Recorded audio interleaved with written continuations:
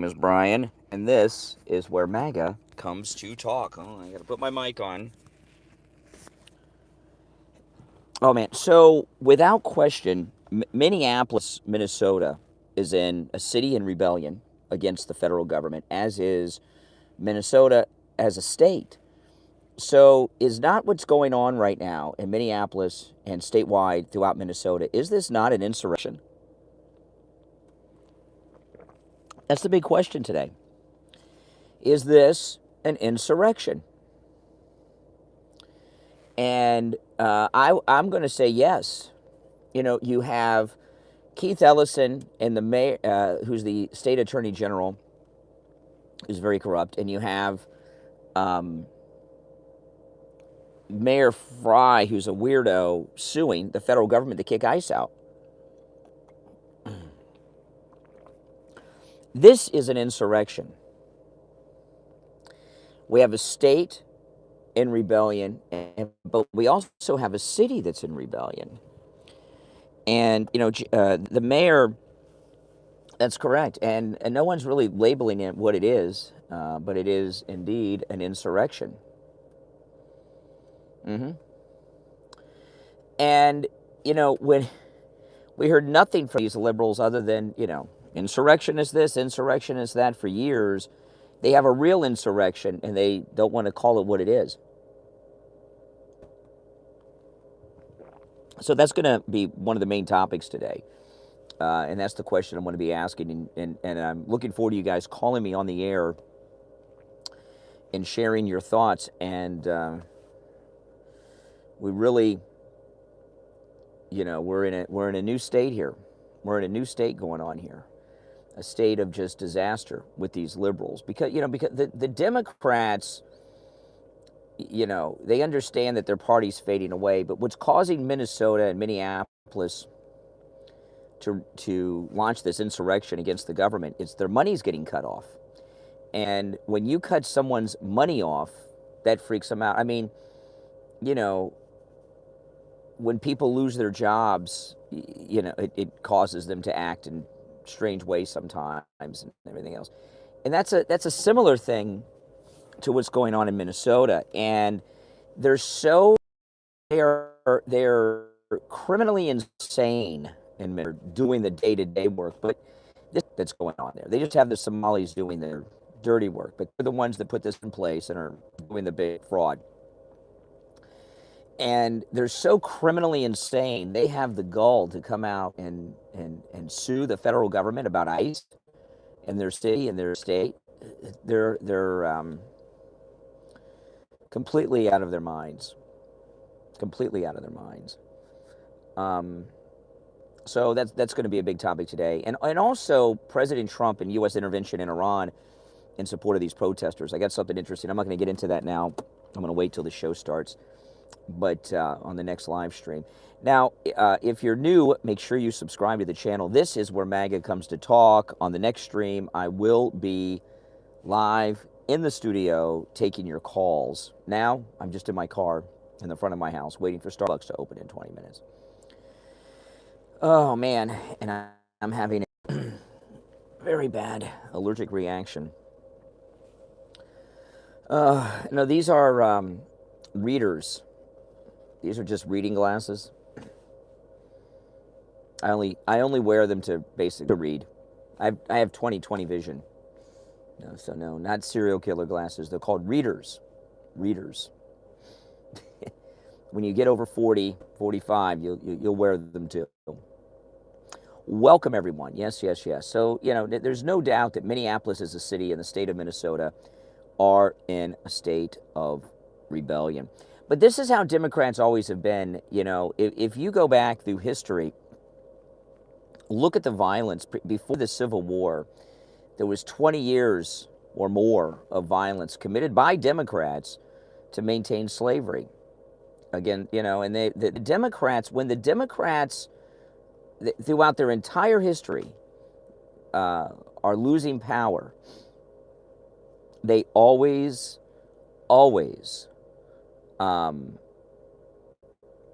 turn to violence. That's just the history of the Democrat Party. It's a history of violence, the history of the Democrat Party. That's right. And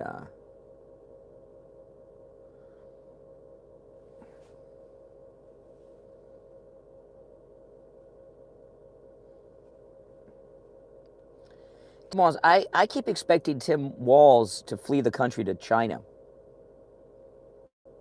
You know? I mean, with everything that's going on with him, you got to wonder.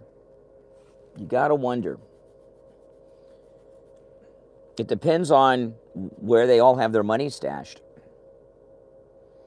It'd be very interesting if Scott Bassett really came out against Tim Walz yesterday. I'm going to play a clip on the program of it. And he said he's scared, he's a coward. It would be amazing if they did a financial audit and found out that these public officials, like the governor in Minnesota, had all kinds of money stashed away somewhere. I'm sure they're doing that. I'm sure that the Treasury Department's investigating. The other thing I find there's a lot of reporting since yesterday that Trump's going to fire Pam Bondi, and obviously, we don't know because you can't trust the news until you hear Trump say it. But all that's going on in Minnesota, Bondi's totally cut out of it. So is really Kash Patel, aren't they?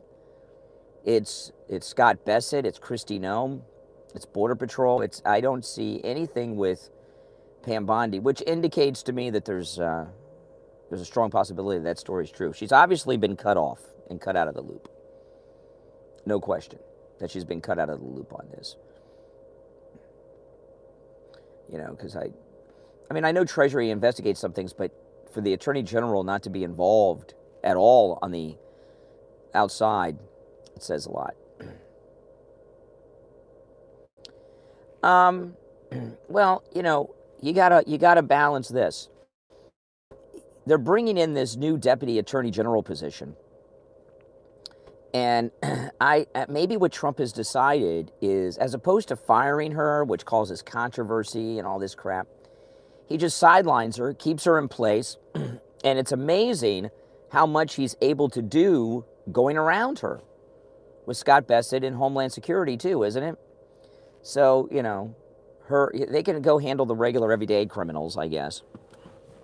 But for these political things, he's just bypassing her. At least until the election's over, maybe. Maybe that's what he's decided to do. Who knows? Is that the best thing to do? Maybe it is. You don't want, maybe he doesn't want that controversy and then her be on every show all year during election year, pissed off.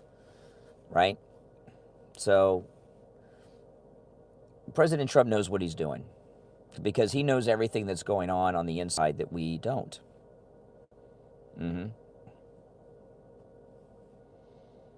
Yeah, there's a grand jury in Fort Pierce, Florida that's going to look into the break-in of Mar-a-Lago and Crossfire Hurricane. The break-in of Mar-a-Lago is the one I'm most interested in because remember, the FBI brought a safecracker with them to break in the President Trump's personal safe at Mar-a-Lago. That's the one I'm really, they're all important and interesting, but that's the one that it's like you go to a discount store and you see a loose thread, you don't want to pull on the loose thread, the whole garment will come apart. And it seems to me that the Mar-a-Lago break-in is where they're most likely to get some loose lips and everything will fall apart faster. Because that was, the Mar-a-Lago break-in was an act of desperation, wasn't well thought out, and very scandalous. So, and what they did in there was just insanely sick, very twisted. Yep. If you're new, make sure you subscribe. Today's show is going to be a hot show because there's so much going on, and we'll be taking calls. Oh man, I tell you, what's going on in Minnesota is insane. They really got a lot of nerve. Well, the Democrats will never accept Donald Trump as the legitimate president. They just don't accept it. And the mayor of Minneapolis is completely insane. He does not look like a sane person. He's just a strange cat, isn't he? He really, truly is. You know, and so far as, you know, this tragedy with the ICE officer and Renee Good, you know, they're trying to make a martyr out of her. And, you know, the Democrats, they always need a victim. So they're elevating her, you know, they're trying to make her a liberal icon.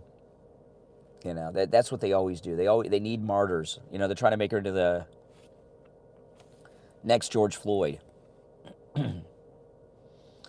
You know, and I think with how she behaved and all the video and everything else, that's really impossible. If she were a Hispanic woman who was illegal, had never broken the law other than was in this country and had kids, was single, and worked hard at her job, they might be able to turn some sympathy into it, but not with what she was doing.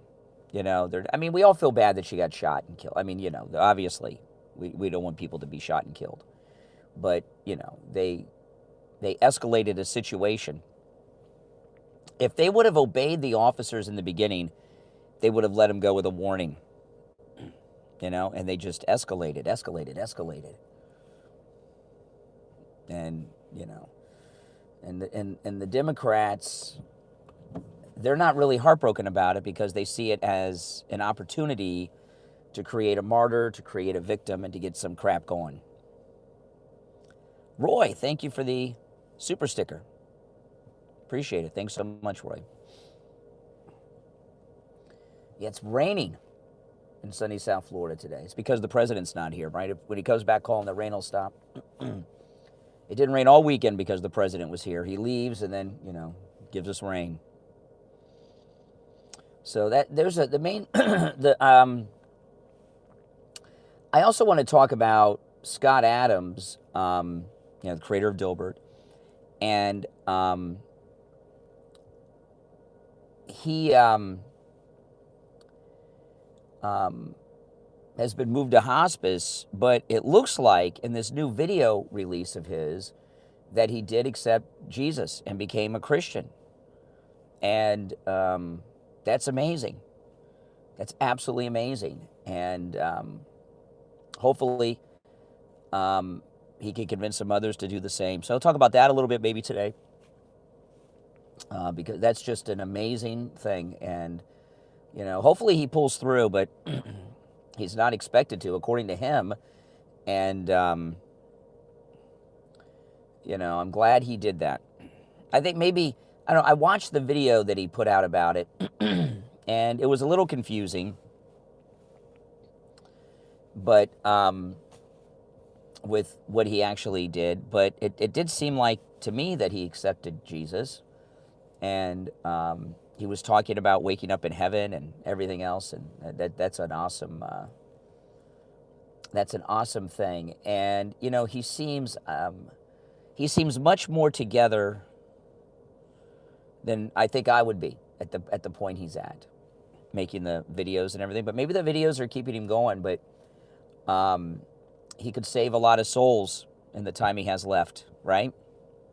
And maybe he has already. So that's really a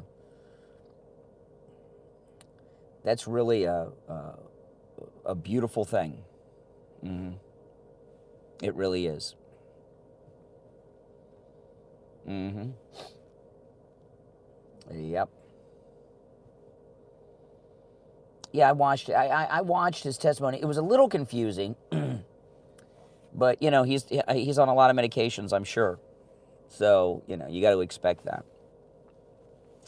You know, I have not been a regular watcher of his. You know, when people are sick or they pass, everybody claims to have been their best friend. You know, I mean, I know who he is. I've watched him from time to time, but I didn't pay too much. You know, I don't watch other shows. I talk about this a lot. I don't watch a lot of other shows because I don't want other people to influence what I do. And a lot of times, if you do what I do and you watch a bunch of people, you find yourself being influenced by that. Sometimes, like, I'll see something I want to talk about, and then if I watch another show, and they're talking like, oh, well, they've already talked about it, so I'm not going to cover it, even though I might have a different take on it. Things like that. So I'm not a big watcher of anyone. I mean, I watch clips, obviously, of people when I see them on X, but I don't sit and watch too many shows unless there's somebody I want to see, right? Like Megyn Kelly's Bobby Kennedy interviews about the assassination of his dad and his uncle, or every once in a while Joe Rogan will have an interview with somebody I'm interested in, so I'll watch it. But for the most part, I don't watch other shows because, it'll influence you. I learned that from Rush. Although Rush listened to me and Steve Kane, but he always talked about that, and then I realized he was so right.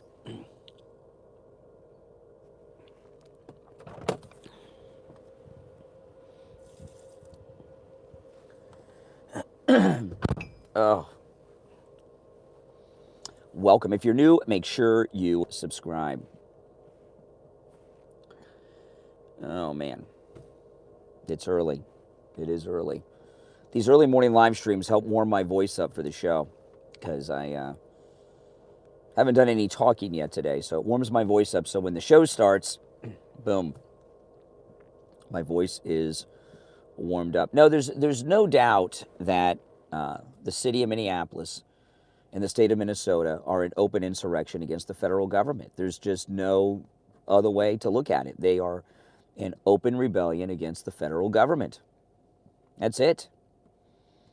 And that's an insurrection.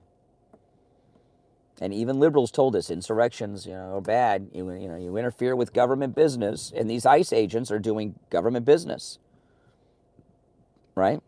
They're federal agents. They're there under the direct authority of the President of the United States and the Secretary of Homeland Security. That is government business, and they are interrupting it. And by the liberal definition, Frey, Waltz, they're all insurrectionist. That's by the CNN definition that we've been hearing.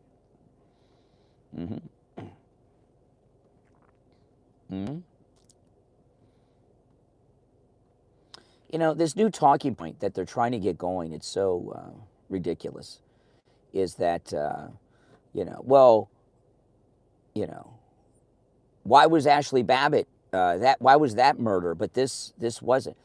And what I've been telling people, and I'm tired of telling them this already, I mean, how many times? Liberals, you just got to repeat, because all they have are talking points. They're like parrots, right? Just repeating crap they hear on MS Now.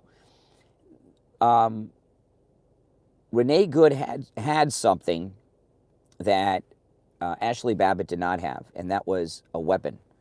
Ashley Babbitt was unarmed. Renee Good had a 2,000-pound SUV. There's a difference. So you have one unarmed woman and one woman with a very powerful weapon. That changes the threat level dramatically. Just that alone. There's more detail to it, but just on that alone, that's the big difference. I mean, and how many times am I going to have to say that? People ask me sometimes, like, well, why do you answer that with these people all the time with the same, because you get different calls from liberal and you tell them this stuff. It's because you never know, there are people listening that may not listen all the time or may not have heard it before, so that's why I do that. Well, there's a lot of differences, but that's the main difference. That's the main difference when you're having a quick little discussion like that.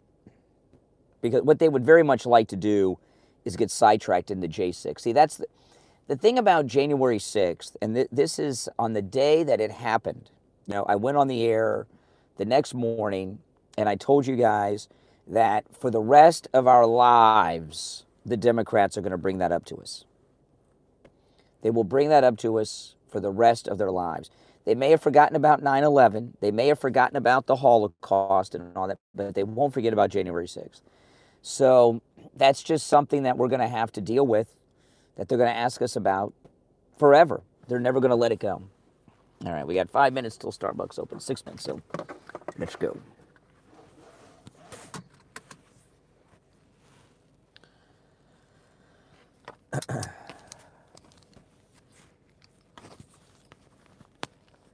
All right. Dark MAGA mode engaged.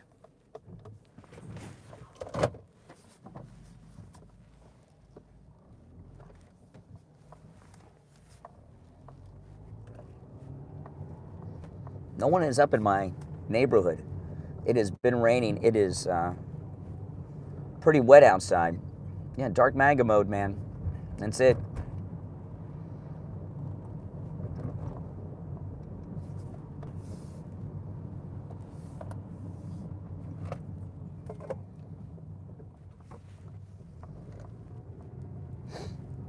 So those are some of the main issues I'm going to be covering on the show today and taking your calls. And I hope to hear from you guys. Those of you that don't call regularly, you should call. I know a lot of times people think, well, I agree with you. You guys should call. We've got all these new radio stations that are carrying the show, and they have some pretty heavy-duty programming on them that I am very honored to be in the lineup of. You know, they've added 4 new radio stations, 2 FMs and 2 AMs that are carrying us in the morning, and the lineup on those stations are powerhouses. I mean, it's like really, you know, it's a big step up for me in my career. Yeah. When we go off the air at 9, Brian Kilmeade comes on, just to give you an idea of what, you know, what's on our what's on the stations. So it's a big step up.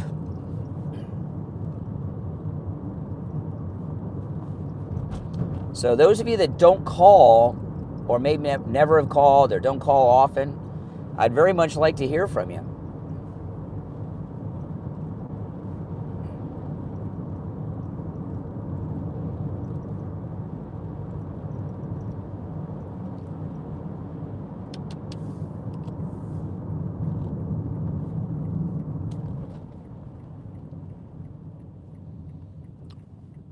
Man, I hate driving on the wet, rainy roads in the dark in the morning. See, this is the most dangerous time of day to be on the road, around 5 a.m. Because around 5 a.m., between 4:30 and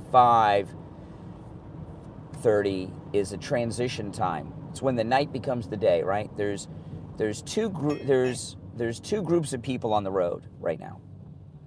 There's people that are going to work. Melissa, thank you for the super chat. Thanks so much. Thanks so much. The 2 types of people on the road right now are the people going to work, and the other group are the people that are coming home from the late night bars. You know, the 4 and 5 a.m. bars. You know, and so half the people on the road are drunk or buzzed, and the other half aren't quite awake yet. So it's really not a good time to be on the road. You got to keep your distance at these hours. That's what I do. I keep my distance.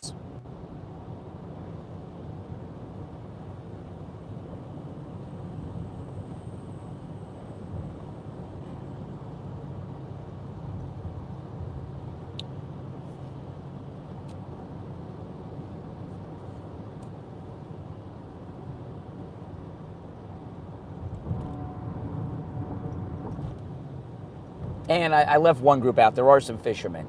I do see guys with boats out this early, so they're going fishing early in the morning. Although I would not go fishing in the rain. I hate fishing in the rain. Although I haven't been out in the boat fishing in years. I don't have the patience to go fishing.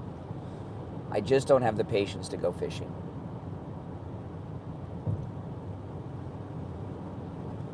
That's just me. There's too much going on. I used to, but not anymore.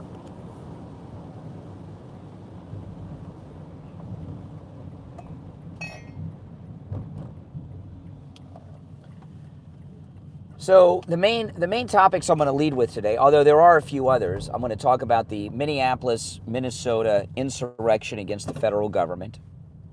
That's one story I'm going to cover. Of course, should the president use military action against Iran, since they're going to have a public execution of an activist in Iran, a public hanging. I mean, President Trump's pissed. And I got something really good on that I'm going to share. Dry as a bone in Vero, really. Yeah, it's really raining here. I want to talk about Scott Adams, and accepting Jesus, which is awesome news. And a few other things today that I have. Plus, there's a bunch of small stuff, too. All right, guys, they're opening up, so I'm going to go in and get my venti hot blonde Americano, and I'll see you on the next stream in a few minutes, all right? Subscribe if you're new. Thanks for the super chats. My name's Brian. This is where MAGA comes to talk. See you in a few.